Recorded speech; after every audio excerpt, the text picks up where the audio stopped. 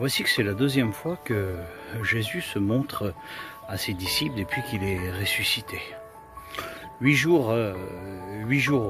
plus tard, les disciples sont au même endroit, à train de se réunir, à train de chanter des cantiques, à train d'amener des louanges, à train d'apporter la parole de Dieu, à train de se réénumérer tous les moments qu'ils ont passés avec Jésus. Tous les disciples sont là. Cette fois-ci, Thomas est là aussi. Et ils ont soif de revoir Jésus. Parce qu'ils sont heureux, parce qu'ils l'ont vu apparaître, ils savent qu'il est ressuscité.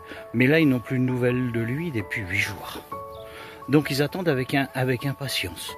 Thomas est aussi impatient de le voir. Parce qu'il est celui-là qui a douté. Il est celui-là qui voudrait voir réellement Jésus.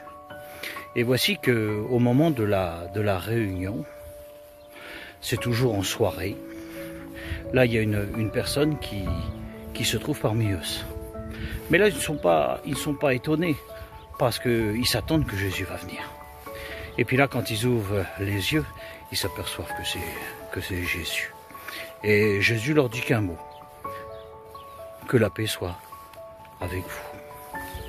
Et puis là, ils se réjouissent, ils contemplent. Et là, il semblerait que la fois d'avant, leur bouche était fermée, ils n'arrivaient pas à parler parce qu'ils ne s'attendaient pas à voir Jésus apparaître, mais là, ils l'attendent. Donc là, ils sont beaucoup plus bavards. Et là, ils commencent à lui poser des questions sur le royaume, qui est tout à fait justifié. Et puis, des questions, et chacun leur tour, et ils sont quand même 11. Donc ça fait beaucoup de questions. Et puis Jésus les regarde, il semblerait qu'il parle encore très peu.